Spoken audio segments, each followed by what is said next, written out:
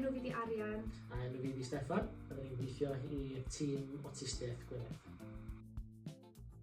So yn gychwynnol, pan ddaru'r tîm i gael ei greu, ddaru'n darganfod bod yna lot o pobl isio information, advice and assist, really. Lot o bobl isio gwybodaeth am y cefnogaeth oedd allan yna, gwybodaeth am beth yw niwrowahaniaeth neu awtistiaeth. So, ddothon ni fyny efo'r syniad rili fel tîm i creu app fysa yn rhoi gyd o'r gwybodaeth yna i mewn un lle. Sort of fatha one-stop shop rili de. Y peth ydy yma, lot o wybodaeth allan yna yn does. Lot o wybodaeth o'r awtistiaeth, lot o wybodaeth yn gyffredinol am niwrowahaniaeth, ond y wybodaeth yna ddim o reidrwydd o hyd yn hollol ffeithiol gywir. Mae pob peth sydd yn yr app wedi cael ei wirio gan ni fel tîm. Mae o'n wybodaeth sydd wedi dod o ffenomenella sy'n ddibynadwy a dyn ni'n gwybod felly bod unrhyw un sy'n mynd ar app yn cael mynediad i wybodaeth sydd yn ffeithiol gywir sy'n mynd i helpu nhw.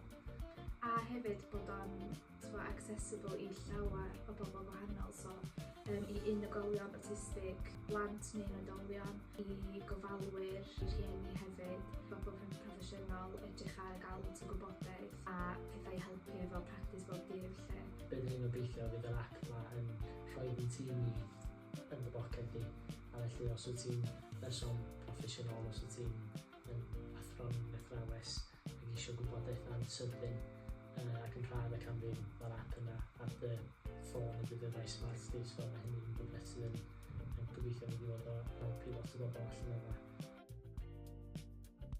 So dyn ni'n gwybod, wel dyn ni'n meddwl bod ni'n gwybod bod yr app un cyntaf o'r fath i fod ar gael drwy'r gyfrwng y Gymraeg a'r Saesneg.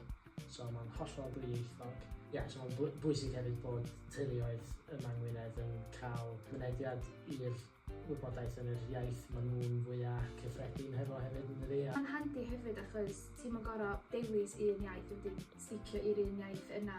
Os y cyfnod i gyd wedyn ti'n cael just swapio nôl ymlaen hefyd o Gymraeg i Saesneg yn mewn ffordd rili hawdd, rili good. Just yn clicio un bwtwm mae i gyd yn newid y iaith lle. So dyda bod chdi ddim yn dallt un term mewn un iaith sy'n gallu swapio mewn rili hawdd.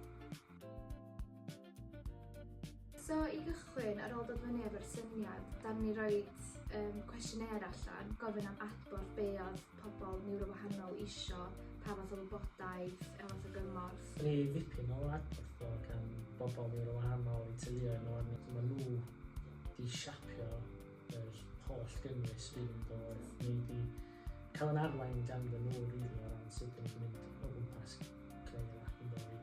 Gafon ni grŵp o pobl ifanc o Clwb Niwro, da ni'n rhedeg ar y cyd efo tîmwyr eraill. Ar nhw chwarae rhan mawr rili yn helpu ni wneud y logo, helpu ni dewis y lliwiau, pethau fel la. So mi o gyd i cael ei creu rili gan lived experiences yn dod.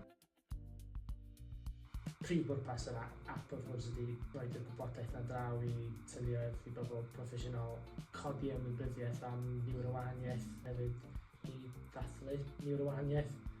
Mae'n rhywbeth sydd yn gyfarwydd iawn i lot o'r cyhoedd allan yna'n gobeithio wneud yr app fynd yn bell i drio clirio lot o'r effeithiau a'r mythau amdan niwrowahaniaeth.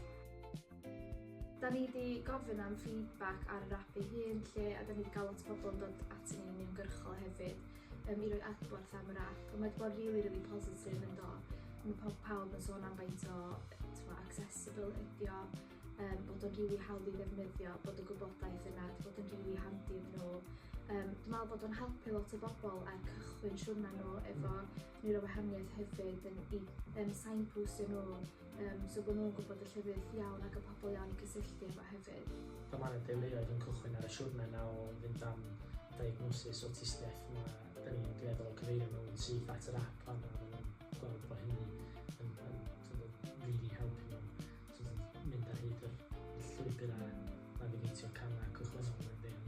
So mae'r app hefyd yn modiniadol a dwi'n gobeithio bod bobl yn gwneud defnydd da ohoni lle.